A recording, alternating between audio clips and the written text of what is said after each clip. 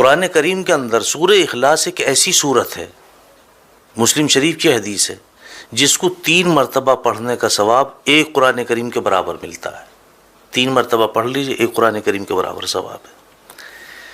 اور ایسی بابرکت سورت ہے یہ کہ جب کفار مکہ نے میرے مصطفیٰ صلی اللہ علیہ وسلم سے برابر مطالبہ کرتے رہے آپ کے اللہ کا حسب نامہ کیا ہے، آپ کے اللہ کا حسب نامہ کیا ہے، تو یہ سورت نازل ہوئی کہ لو یہ حسب نامہ ہے اللہ کا۔ قل هو اللہ احد اللہ الصمد لم یلد ولم یولد ولم یکن له کفوا احد۔ تنبیہ الغافلین باب نمبر 13 فضائل قرآن میں لکھا ہے کہ اگر کوئی شخص باوضو اس سورت کو 300 مرتبہ پڑھ لے، اللہ سبحانہ و تعالیٰ اس کو 9 فائدے عطا فرماتے ہیں، 9 فائدے حاصل ہوتے ہیں اس کے پڑھنے سے۔ پہلا فائدہ کیا ہے؟ اللہ رب العزت اس سورت کو 300 مرتبہ پڑھنے والے کے 300 دروازے غضب کے بند کر دیتے ہیں، جس میں دشمنی، قہر، فتنہ وغیرہ۔ دوسرے نمبر پہ 300 دروازے اس کے پڑھنے والے کے لیے رزق کے کھول دیتے ہیں، اپنے غیب سے اس کو رزق عطا فرمائیں گے، بغیر محنت کے عطا فرمائیں گے۔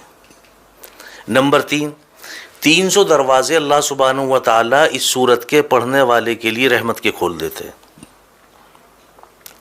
نمبر 4، اللہ سبحانہ و تعالیٰ اس سورت کے پڑھنے والے کو اپنے علم سے علم عطا فرمائیں گے اور اپنے صبر سے صبر عطا فرمائیں گے۔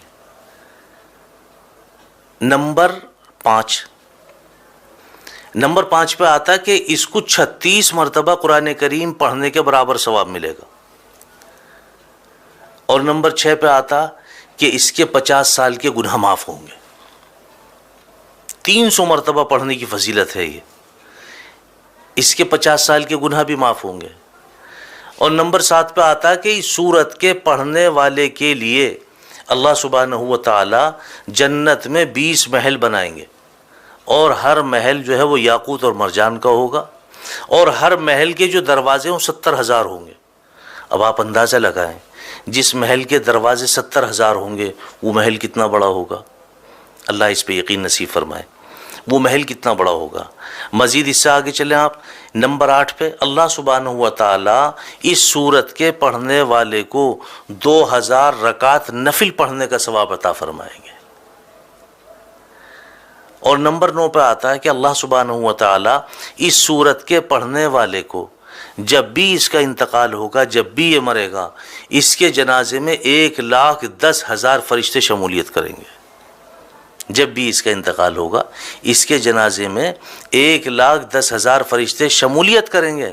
اور 10ویں نمبر پہ آگے فرمایا، حالانکہ 9 نمبر ہیں لیکن 10ویں نمبر پہ بھی اس کی وضاحت کی ہے کہ اگر کوئی شخص ہر نماز کے بعد 10 مرتبہ اخلاص کے ساتھ سورہ اخلاص کو پڑھ لے، لفظ اخلاص بھی یاد رکھیں، اخلاص کے ساتھ، یقین کے ساتھ، اعتماد کے ساتھ، عزت اور عظمت کے ساتھ 10 مرتبہ سورہ اخلاص پڑھ لے ہر نماز کے بعد، اللہ سبحانہ و تعالیٰ کے اوپر اس بندے کی مغفرت واجب ہو جاتی ہے۔